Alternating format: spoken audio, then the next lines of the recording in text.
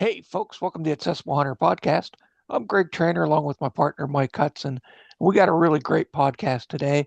Our buddy Dan Sneath from Hunter Nation is going to be joining us, and we're going to be talking about some politics and things that are going on in a hunting community and how we can kind of help each other out just by talking to our representatives and getting our voices out there. But first, Mike, what's going on in South Carolina, brother? Hey man, we're still catching up, dude. The last 2 days we've had some OT students here, and we're able to interact with them on a level that we can talk about spinal cord injuries and how do you get people with injuries on their worst day back out, and as facilitators, what can they do to be better practitioners? So it's a great opportunity. We've been doing this for years. Where we bring them out, we get 3 hours a day with them, and we break it up over 2 or 3 days, and we're able to interact with them on a personal level. So it's great, but at the same time, it's taxing. It makes it for a long day.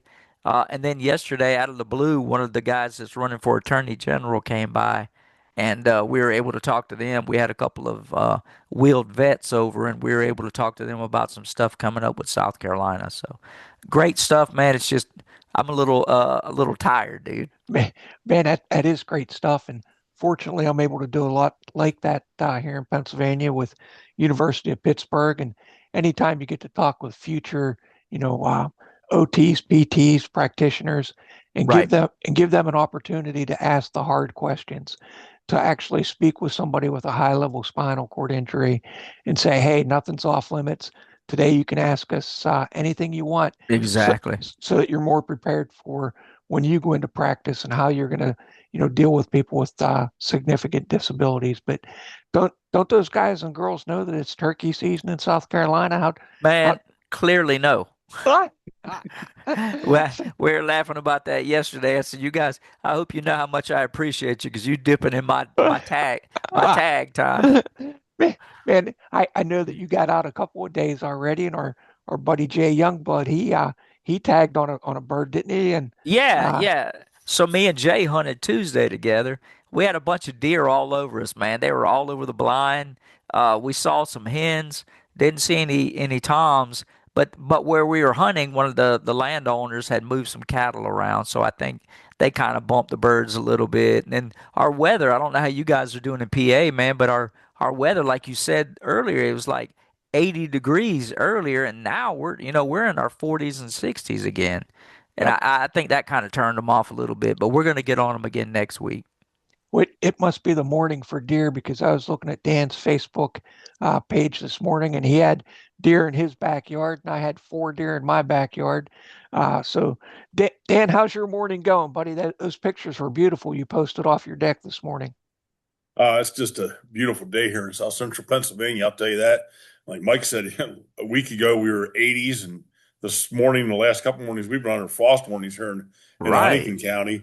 And it has been cold. Like I said, Greg, my Facebook page, I was sitting on the deck. I had my fire pit going, and I listening to a couple birds. That's the first I've heard birds in a couple days because they haven't been gobbling. It got so daggone cold, and I walked Yeah. out back, and there were I think it was 8 deer standing there over in my field, just out of my yard, and then watching across the valley over in my neighbor's fields. I was watching deer moving all morning. It was a great morning to be just sitting outside enjoying it. My property, I'm polluted with it. I know people drive out our valley to see the redbuds, and whenever people say, oh, I came out through, wow, out your way in on Hertzlog Valley to there's red buds are everywhere, and I laugh. I tell them, "Yeah, that's my property. Literally, that's where they come to Right. see them." And, Right. and, and it's funny because they're thick. And I love seeing them. They're a beautiful tree. Once they bloom, they're kind of not much to them, but um, I try to knock all of them down, and people come out to see them. It's just funny that way. But they are beautiful. My neighbors across the road or across the valley, they'll take pictures of my house, with all the when the red buds are out, and it is beautiful. And then once you start getting the dogwoods and stuff splattering in between, you have that really brilliant pink Right. field of red buds with white. The whites. Yeah. It's a contrast, and it really is nice looking. But that's spring in Pennsylvania, and it's beautiful, and it was good. I did hear a couple birds this morning, nothing close to the house, but I know they're up on the hill. I just couldn't hear them talking this morning. So Heck yeah, well, you're going to be able to get after them here, what, May 2nd or May 3rd? It Yeah, comes something in. like that. Whatever that first Saturday of May is, and the kids can get out a week before that. They're going to have the Saturday opener or the Saturday to hunt this year.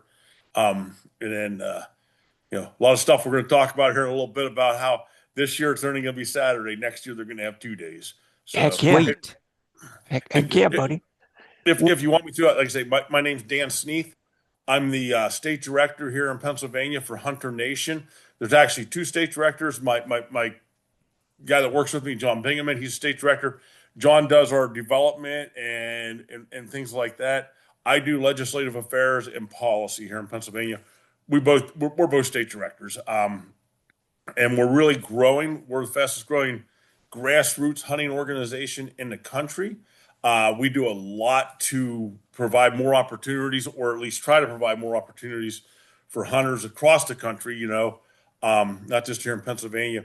A lot of people I've seen negative things about Hunter Nation and other national organizations, but I'm going to tell you right now, everybody that works here in Pennsylvania, we are all Pennsylvanians. We're all born and raised here, spent our whole lives here. I dedicated my life for 27 and a half years as a member of the Pennsylvania State Police, and I just love this state. I love everything about it.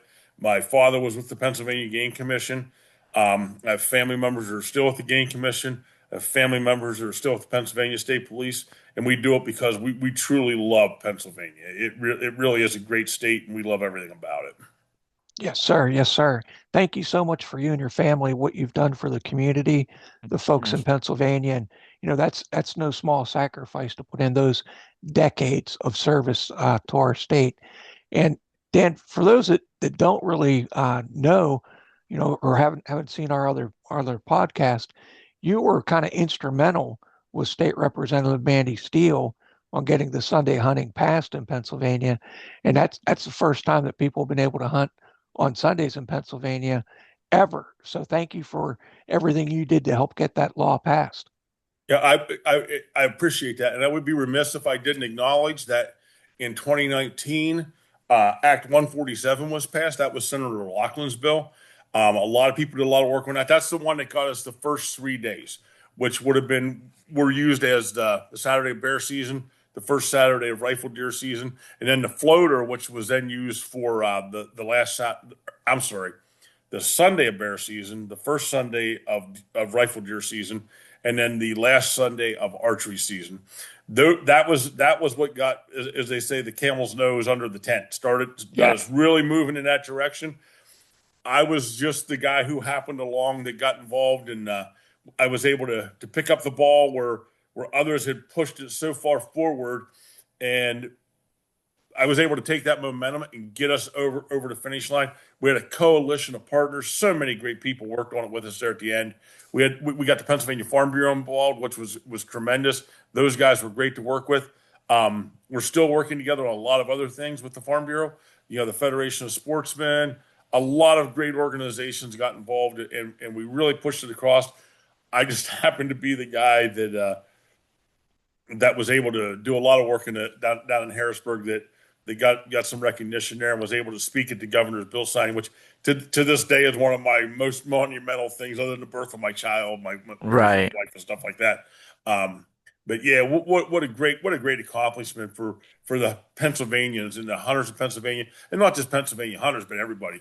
And as we move forward with that, there's a lot of concerns about hunters in the woods with hikers, and people won't want to see the leaves and stuff like that. As I've told people, they do it all across the country. We're one of the last Right. states to still have the Sunday prohibition. Um, as we move forward, people are going to realize we can all share the woods, and we can Sure. enjoy our own little niche in that, and we're not going to interfere with each other. Are there going to be conflicts? Absolutely. There's going to be the occasional somebody gets mad because somebody walked in on their setup or something like that. It's going to happen.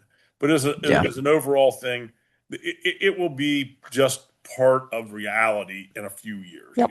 Right. And you bring a lot of good things to play. And again, like Greg said, thank you for your service, Dan. Man, we truly appreciate you. We need guys like that are willing to do it. I was in law enforcement as well. It's a calling. It's innate. It's who you are, and I enjoy that about people. I truly appreciate all you've done for Pennsylvania and for other hunters, conservationists, and you're continuing to do. But like you said, it's a work in progress. It'll all work out. in time, you're always going to have somebody that's going to be upset. You're hunting on a Sunday, or we're doing this and that. It is what it is. You can't please everyone, but you guys are doing great things for the state. My question would be, what do you think the next big hurdle is going to be for you guys with what all you've already got in play? Well, the thing we're working on now is and this is a national crisis, if you ask me. It really is. Okay. It's the loss of hunters across the board, the decline in the number of hunters. When I was a little boy in young adulthood, Pennsylvania had over 1 million hunters. I mean, Hmm. you didn't even think about not having hunters around. It was just Right. part of reality. Um, we're down to 850,000 or so now, and it's steadily declining. There's a lot of reasons for that, but there's things that I think we can do to fix it. Hmm. Um, at least slow that loss because guys my Mhm. age, I'm early Gen X, I guess, or Gen Z, I guess, whatever they call it, and then the baby boomers. They're aging out. They're getting older. They're either too old to participate. Or unfortunately, they pass away. Move out of the state to Florida or somewhere south to be warm, like or down where Mike's at, South Carolina. And there's a lot of that migration out of the state. So, but across the country, hunting numbers are declining, and that's a shame because hunters are the first line in helping to do wildlife management. You know, Sure. the last thing I want to see, and I know you guys probably feel the same way, is okay, in order to control the deer population to keep it in check with the environment that we need it at, we need to bring in sharpshooters who are just out there shooting deer as a job. I want hunters to be that line. I want hunters to be Right. who control our wildlife and who are the front line of wildlife management, which is where we've been historically for forever. Um, so that's the biggest challenge right now, as I see across the country. Now, Hunter Nation ourselves, we're looking. We have some stuff going on with the wolves in the West, and delisting them, and a lot of work on that. So that's a big national thing that Hunter Nation does. One of the other things that we work on for sure, and this affects everybody here in Pennsylvania as well, is hunter access. More land owned by government agencies that then is accessible to the public. Again, fine line, fine balance. I actually testified on this last at the end of September last year, before the Pennsylvania Senate Game and Fisheries Committee, and it's a fine line. There's a lot to be considered, more than what people actually think about. We just can't have the government owning everything, but there's a fine line of what we need to have accessible to people, so that our hunters and our anglers and even the general public has a place to go enjoy the wildlife Yep. in the woods of Pennsylvania. So, but yeah, And that's probably our biggest thing, is that how do we get more hunters involved? Not just new hunters, not just, well, new hunters, but not just juvenile hunters or youth hunters, but across the board. How do we get more hunters in the woods? How do we introduce more people to hunting so that they can mhm. enjoy it? Recruitment and retention, that's two big things Hmm. for our hunting community. And we're really blessed and fortunate to have millions of acres of state game lands that people can get out Hmm. and hunt and hike and fish on. And that's all thanks to hunters. Our license sales and our purchases all go to funding state game lands, and that benefits everybody in Pennsylvania, whether they hunt or fish or hike, and they want access to those lands. That's Right. available. That's available thanks to Pennsylvania hunters. And you're right, Greg. It is. And I hate to see it. Dan brings up a good point. As kids, man, I wanted to be in the woods. It was innate. We were taught about it. All of us cousins would get out with BB guns long before, and we wanted to go out with the big guys, and we had to wait till we got to a certain age. And it just seems like now everybody's attached to some type of electronic device as opposed to just getting out and having a great time. And you hate to see it. As Americans, that's kind of our bread and butter. That's where we come from. So hopefully, in some new recruitment, just getting out and saying, "Hey, these are the things that we can do and the places you can go," that it opens up insights and sparks a uh new generation to want to get out more and more. Yes, sir. Yes, sir. And kind of we're talking about the game commission and the board of directors, and then we got a pretty big meeting coming up this weekend with the Pennsylvania Game Commission board of directors. You want to talk a little bit about that? I know you're involved with it. Yeah, Saturday the 11th will be the public comment section and the voting part of the quarterly Board of Commissioners meeting. Friday, they have their staff presentations, which I'm really excited about seeing. There's some stuff on there about about deer populations, deer hunting, and what's going on there. And I'm really excited to see what they say tomorrow. I can't wait to watch that staff report. I know a lot of people don't necessarily pay attention to that, but it's really something good to tune into to watch. You learn a lot from it if you really sit down and watch it. But yeah, come Saturday, they're going to be voting on the final approval of the 2026-2027 hunting seasons and bag limits. The exciting part for us is we become known as the Sunday hunting group. You know, I mean, it really is pretty nice. Um, all Sundays are going to be included in hunting season this year. If the season's open and a Sunday's in it, it's going to be included. This past year, we had our three original Sundays that were approved. Once Act 36 was signed into law by Governor Shapiro last July, they added 10 more Sundays to that to give us a total of 13 Sundays last fall, and they were all in the fall. We don't have it coming up here, spring gobbler season. Unfortunately, this year, we won't have Sundays this year in spring gobbler season.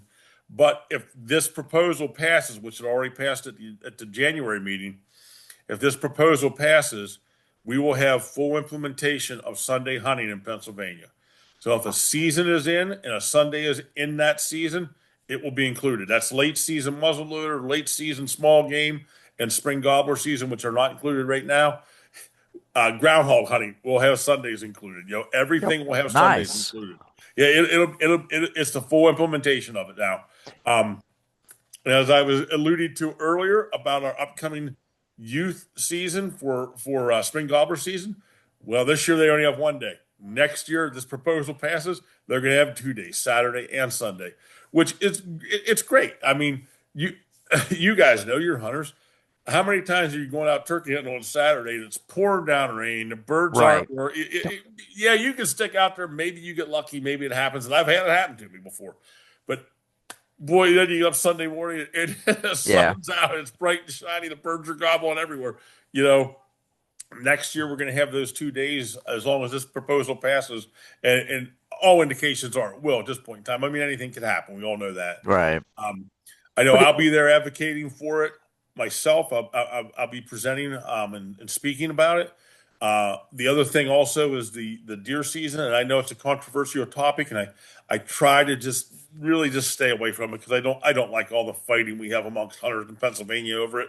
But the opening day of deer season will again be on the Saturday after Thanksgiving rather than the traditional what was in place Monday after Thanksgiving. And I know there's a big controversy over that, and it's a shame because it's kind of causing some headbutting between hunters, and yes, we need to unite. We need to be together. But yes, we sir. as Hunter Nation, we fully support the Saturday opener, and the reason for that is it just provides more opportunities.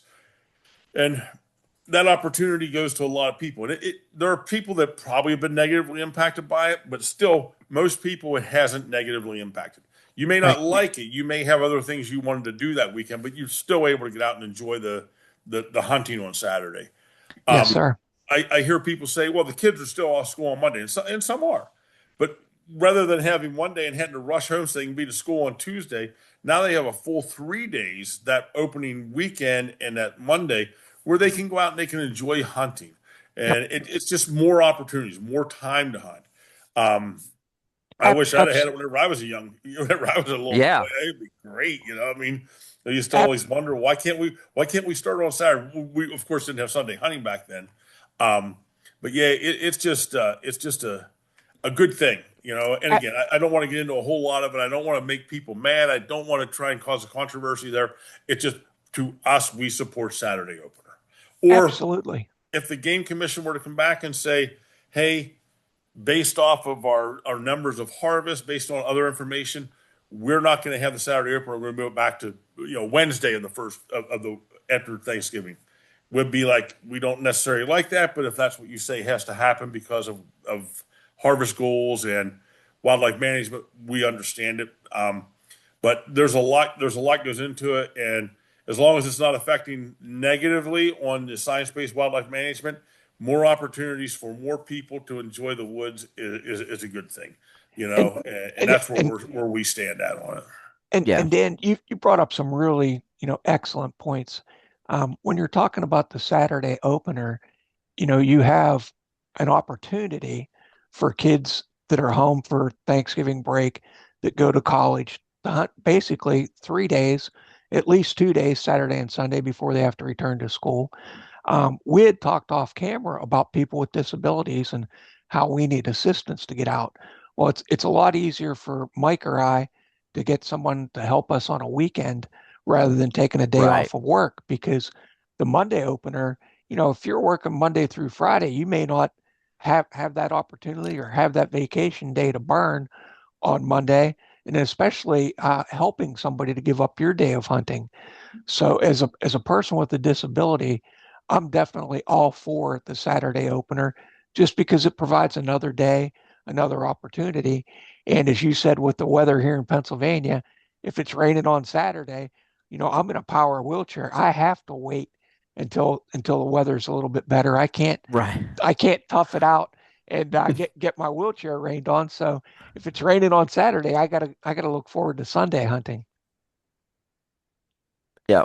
There's a lot of factors in there. And if you give a buffer another extra day, man, goes a long way. When, like Dan said, weather can be a factor, time could be a factor, just getting the logistics of getting out. Greg, how many times have you or I got ready to go and somebody that was going to go assist us, either one got sick, couldn't go, Mhm. something else happened with health care or child care or something like that, and then we had to fall back on finding somebody else. Where if we had that spare day, that would buffer for it. Absolutely, brother. Absolutely. And anytime that we can make the woods more accessible, have Right. another day, another opportunity, that's all we're really asking for. And I know, like you said, Dan, we don't want to argue amongst ourselves, but if a person doesn't want to go out on Saturday for the Saturday opener, there's no rule that says you got to go hunting. If you want to go Monday, if you don't have a day on Saturday or Sunday, if you're still doing things with your family, go hunting on Monday, but the guys that are Hmm. working Monday through Friday, give them the opportunity to get out there and get after it. Um, One of the other things I wanted to talk with you too about, Dan, was hunter and trapper safety programs are talking about starting in the schools. Yeah. What's your thoughts on that, and how's that going forward?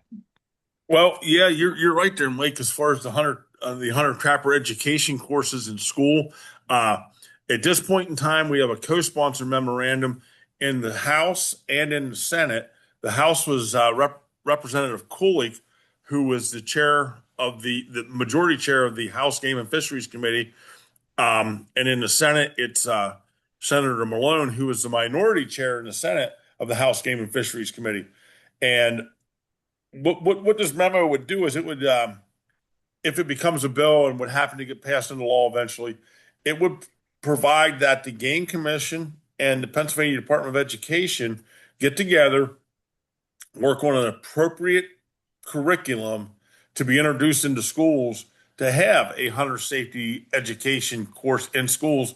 And once completed, those people would then have passed their hunter education course. There's some other things we're looking at trying to incorporate in with that. Those are meetings that we'll proceed down the road with. But yeah, it's real exciting, and I like it because honestly, I remember a meeting I had. I think it was back in September. Senator Malone's office got a hold of me. They asked me to come to Harrisburg to speak to the senator specifically about how do we get more youth into hunting. What do we got to do? And this was something I brought up to him was let's get hunter trapper education into schools. And now here we are. We're sitting on Yes, the cusp of having a bill at least, which again, not disregarding anything that our legislators do because I really respect a lot of them. I get out there and I know a lot. Yeah. Getting a bill introduced is the first part, and it's I don't want to say the easiest part, but it's not entirely hard to do. So we just need to keep working away at it so that we can get this passed, and maybe we can get this to be a law so that the hunter education class is introduced so that schools can pick it up then as an elective for an extracurricular thing.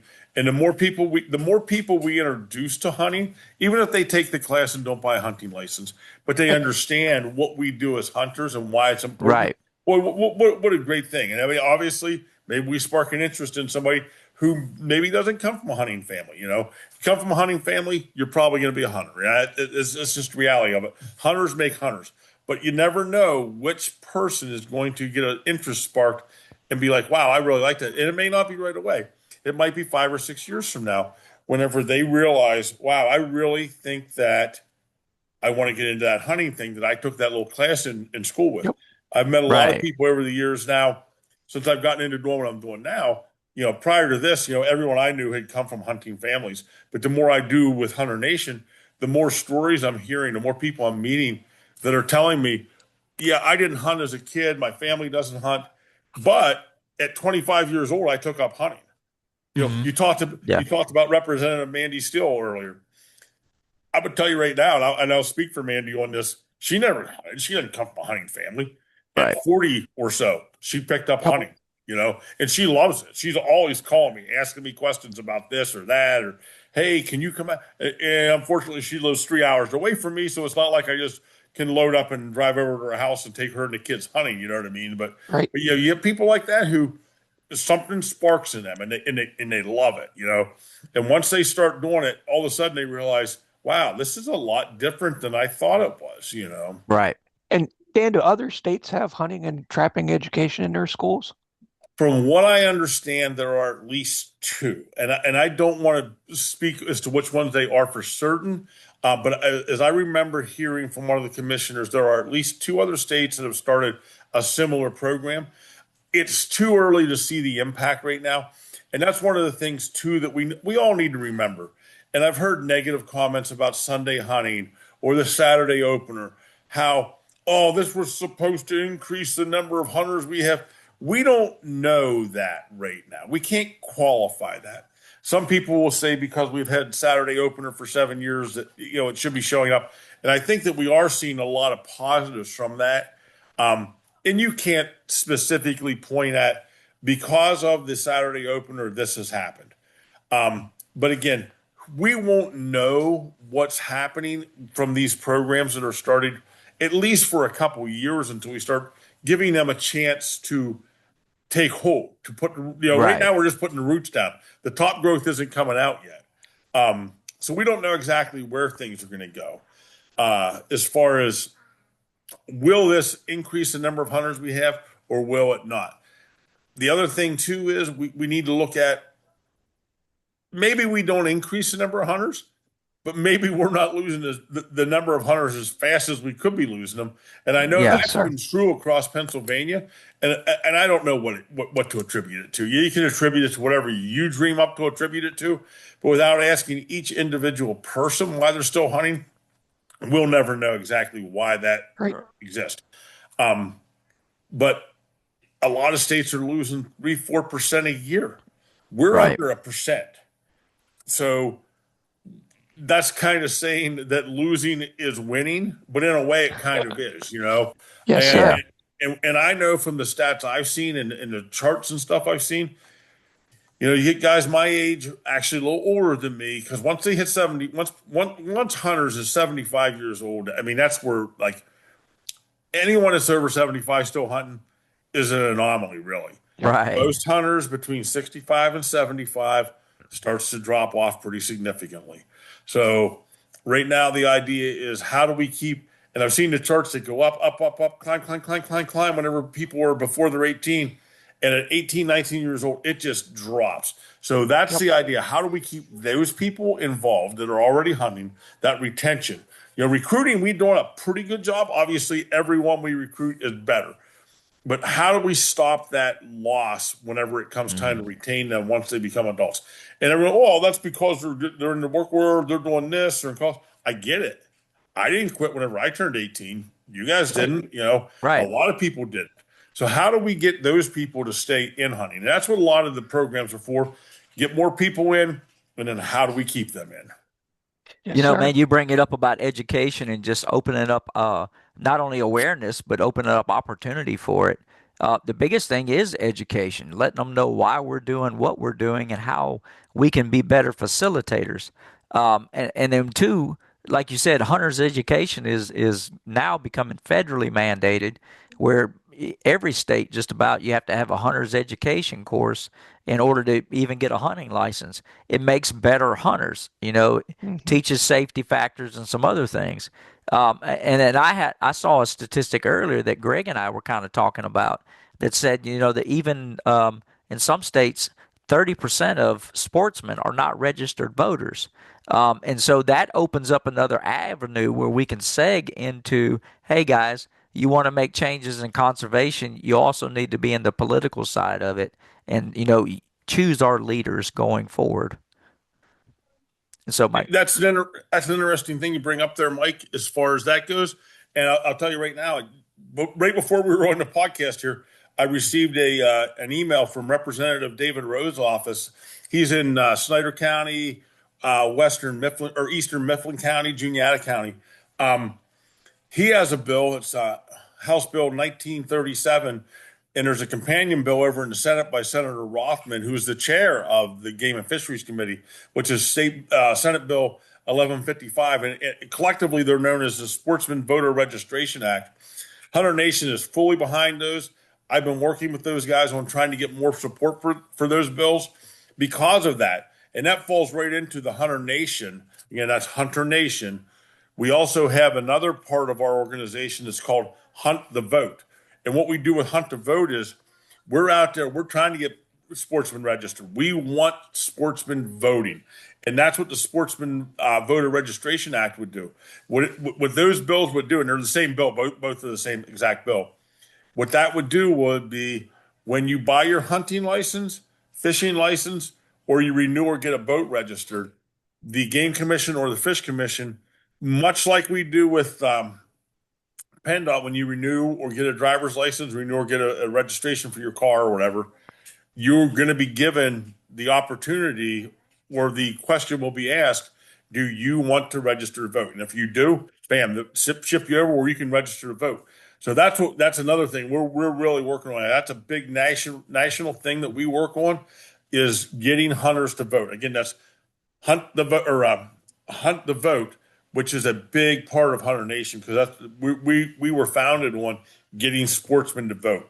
And like you said, the only way your voice is going to be heard is if the leaders that are elected are the right, people that have our same values. correct. To be informed and aware of the changes that are taking place in our community and nationally, we have to have the opportunity to speak with our representatives, to give them our opinions on things. And really the only way we do that is to vote and to go to meetings and to advocate for exactly the conservation values that we want to have. Um, Right. ch- Changing gears a little bit, Dan. Mike and I are both friends with Randy Ferguson of Hunters Sharing the Harvest, and Yeah. you'd kind of talked to me earlier off podcast about tax credits for the butchers in our area that are donating so much venison to programs. Right now, people are having a hard time making ends meet, and Randy and his organization, Hunters Sharing the Harvest, they've been doing such a wonderful job of venison donations for many years. But could you talk a little bit about tax credits to butchers and that program? Yeah, sure. And it wouldn't specifically be just for Hunter Sharing and Harvest, although they are the biggest organization in the state of its kind. There's a House bill, it's called House Bill 2193. It was introduced by Representative Eddie Day Pashinsky from up in Luzerne County, I think is where Eddie Day's from. And what is referred to as the deer processor tax credit. And what it would do, it would allow up to $200,000. It would be capped at that. They couldn't go over Yeah. $200,000. There would be a $200,000 cap. And if a deer processor, is processing the deer that's donated by a hunter to give to an organization like Hunter Sharing the Harvest, to give into the local food banks for the food insecure, they could apply for. They could either get paid by the organization, which is what Randy does with Hunter Sharing the Harvest. they pay the processor, or that processor could, in lieu of getting paid by the organization, they can opt for a tax credit for $100 per deer, up to Okay. $5,000. That's 50 deer. So I talked to Randy myself about it because he asked me to speak to some legislators about it, which I did.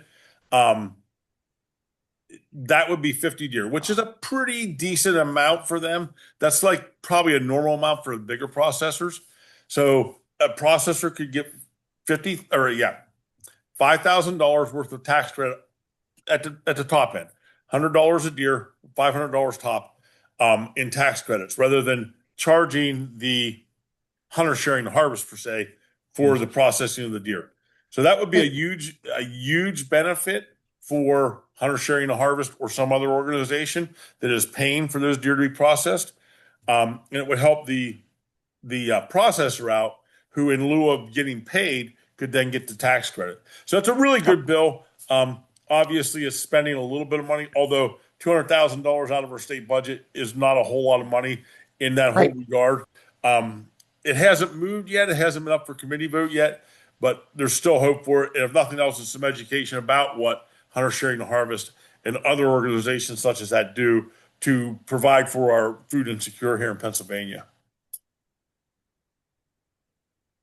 You know, it gets back to the same thing. We're trying to raise awareness across the board. You know, you're getting politicians involved.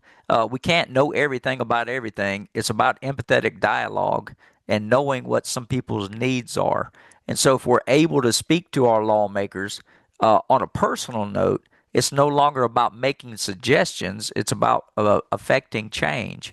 And if we're not talking to the people that can stroke a pen to make it, all we are is making suggestions. And so, you know, we need to be involved in that, whether it's voting, whether it's making change for disability awareness and how to get more and more people out there, how to make better conservationists and getting these young guys and girls involved. Dan, what do you see from your standpoint with Hunter Nation as the biggest influx or the biggest problem for us being able to facilitate some of that?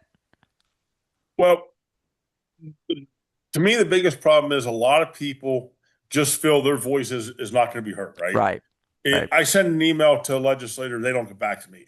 That, but they're still getting your email. Trust me, they're getting your email. Yeah. Um, Whenever I first got involved in doing these things, I kind of was like, I don't know if I'm just wasting my time. And next thing you know, things started to go. Hunter Nation, I got together with them, and now I'm doing what I'm doing. And that's a good thing about an organization like Hunter Nation. We're a national organization, but like I say, we're focused here in Pennsylvania. It's Pennsylvanians that are doing this.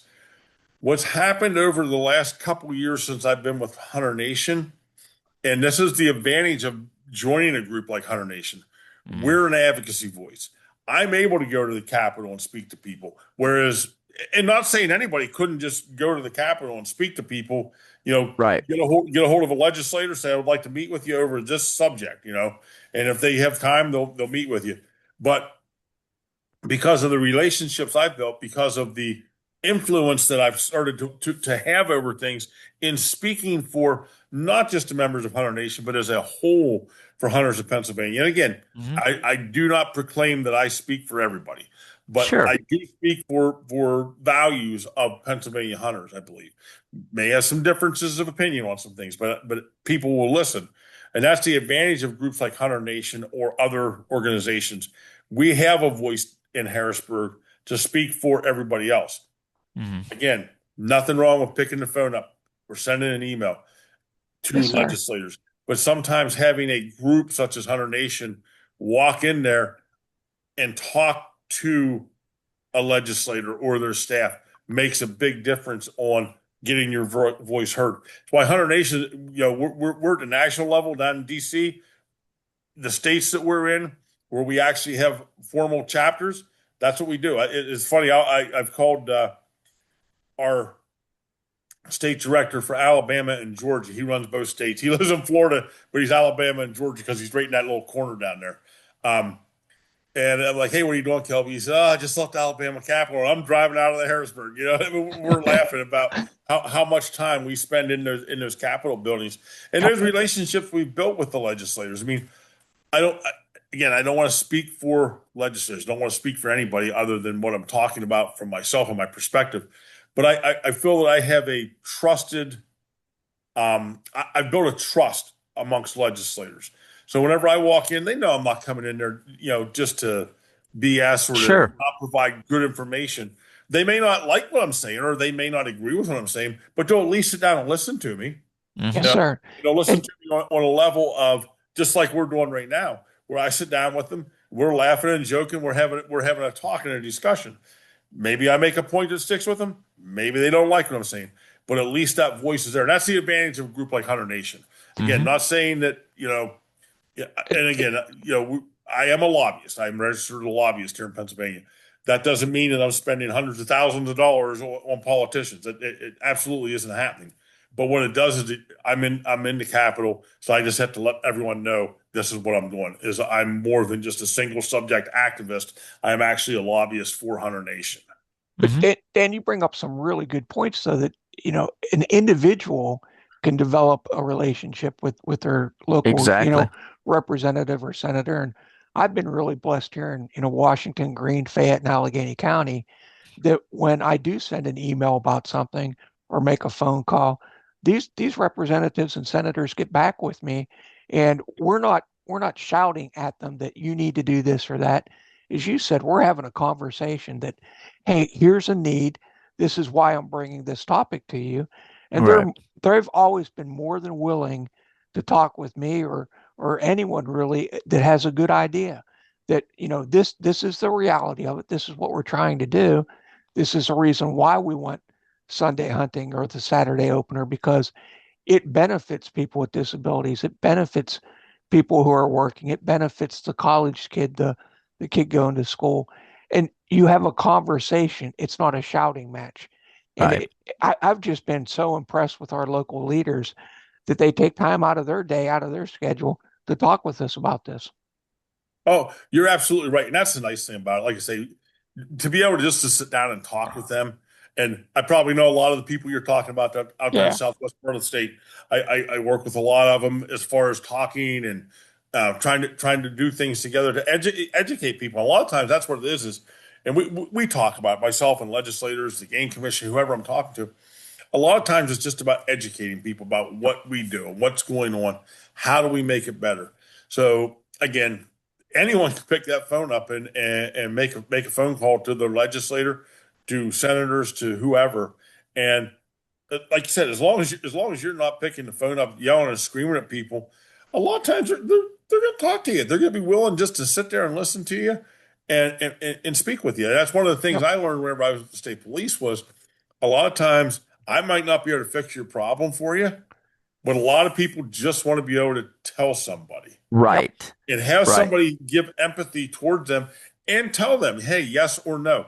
Here's Right. why I can help, what I can do for you, or I can do this, or look, I have empathy for your situation, but in But yeah. reality, this is what it is. It's just yep. how it works sometimes. Yeah. And you built that groundwork. You're in there, Dan, because you've spent so many years already setting groundwork to be there. They understand you, they trust you. You're able to come in there and talk. And it's not that everybody can't do it, but at the same time, you've already set the groundwork that this is what we're here for. We're going to come in and talk.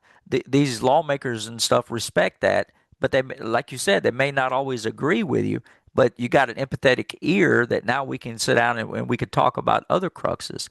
And then, Greg, you were right on the money when we're sitting here talking about um, just advocacy in general. It doesn't need to be, advocacy doesn't have to be on a negative basis. We can Right. go in and talk about tough changes, but we need to do it in a positive manner. I told one of the groups yesterday, if you got a guy in an airport that is screaming about an issue, yes, they're going to pacify you. They're putting a bullet or putting a band-aid on a bullet hole only to advocate or only to facilitate getting you out of the situation so they can move on. They're not going to affect change over time with you Right. screaming and acting irate. If you can sit down and carry on a meaningful conversation where they understand both sides, more than likely they're willing to hear you and positively make change. Yes, sir. Yes, So we sir. we need to advocate on a positive note. one of the things I tell people, Mike, whether it's legislators or just people I'm talking to, um, sure, we can argue about things, we can disagree on this and that, and Sure. as long as we're having a positive conversation. But my big thing whenever I walk into an office is I don't want to talk about necessarily what we completely disagree on, where we Right. can't find common ground. What I want to do is I want to find out what do we agree on Yep. and how do we make it happen. Commonality. Yes, Yes. sir. You How we know, can make it better it, it, together. Yep. it's amazing whenever you take that approach Hmm. of now, again, there are situations where I need to tell them Yeah. I disagree with you because of this, and this is very, very matter of fact. Again, not yelling and screaming at each other, just explaining why my position is what it is. But I want to work with people. I want to figure Hmm. out where's our common ground and what can we move forward. That's how we got with the Farm Bureau. We worked a Yep. lot with the Farm Bureau to get Sunday hunting done because we were able to figure out what can benefit all of us so that everybody at the end of the day, maybe not completely happy with everything, but we at least come up with something that makes us all happy and we all get a little bit out of it so that everybody has a to say a win, whatever you want to call it, but at Yep. least everybody's getting recognized for things that they need to have accomplished. And that was part of the Sunday hunting. That was more than just Sunday hunting. Yep. And a lot of people forget about that. And a lot of things were stripped off of that bill and put into another bill. I think it was Senate Bill 518, I think is what it was, which was Senator Rothman, which we call it the ag package. A lot of things were given to farmers to help farmers out. In order to get that, they went along with Sunday hunting. That we packaged everything together as a big reform, and it really Yes, sir. worked out well. Dan, I've never met someone that knows so much about the bills and the processes. And I know you're a lobbyist, buddy, but man, what a wealth of knowledge you have to be able to talk intelligently about all these issues and explain the process to Mike and I. And man, as a hunter, you know, President of Pennsylvania, I got to tell you, thank you for all the hours that you're putting Hmm. in on these bills and talking with people to get our opinions across. And the hour goes by so quick on the podcast, Dan. But I I want to kind of change gears a little bit just for the last minute and kind of throw a campfire question out at you. There you go. If all three of us were sitting around the campfire, what would be one of the big hunting stories that you'd want to tell us that was one of your favorite times in the outdoors, buddy? I know that I know that's a little bit far fetched from policy and everything we were talking about, but we always like to ask people the campfire question. Gets So to the humanality of it, man. that's right, brother. What's one of your favorite hunting memories that you can share Well, with us? there's been a lot of them, as you can Sure. imagine, over the years. But I'll tell you right now, my favorite hunting stories involve my eldest daughter, who's 19 years old. So anytime that your eldest daughter, who's a 19-year-old girl in college or at the time in high school, wants to go hunting with dad, that's fun. And I'll take advantage of that every time I can. She loves to go bird hunting with me. We go to a bird preserve. She just loves doing that. But deer hunting with her. She'll sit on the hill and she'll shoot a deer every now and then whenever they come out. Right, and she's gotten a few over the years. Probably the best story. There's probably two of them with her. Um, the first year she killed a deer, which would have been in I guess 2020, because she was able to hunt Saturday and Sunday. I believe it was that year. No. I'm sorry. It was 2019. She couldn't hunt the first day because she was with her mother on that Saturday. So she comes up and hunts with me on Monday. She's with me, and we got in the stand, and it's dark, and a little bit of snow on the ground. Daylight rolls around, and she's like, "Dad, there's a deer up there." Well, she was at the time she was able to shoot anything because she was a junior. She pulled up, she shot. It ended up being a nice spike. And just we weren't in that blind for more than 10 minutes whenever it got, and she waxes your drop, literally hit it in the neck, dropped right where I'm like, was that where you were aiming? Well, no, Right. but she got it. It fell right there. That was a great moment. She's all smiles. And then fast forward to 2021, um, my my youngest daughter, who's now 4, was born in November 2021. So we weren't able to necessarily hunt like we wanted to because I was helping my wife with the baby, but we were able to get out the first day in the afternoon. Didn't go out right away in the morning because I was taking care of the little one. But we were able to get out once my wife got up and got around. And we went up and again, we weren't in the blind for more than 15, 20 minutes.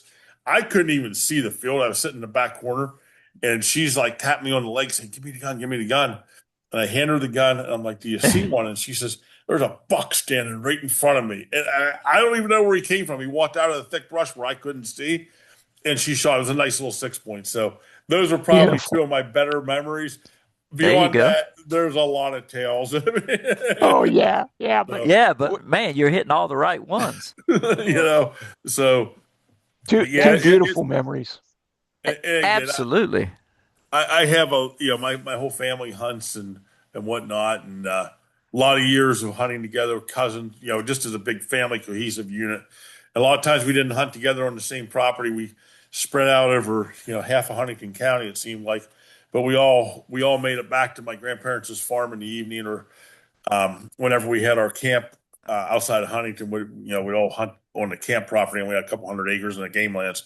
But just that family being together, Right. hunting together, it was always important to us, and it still is. I mean, now with technology, we're hunting hours away from each other, but we all know what the other one's seeing and doing because we're texting each other.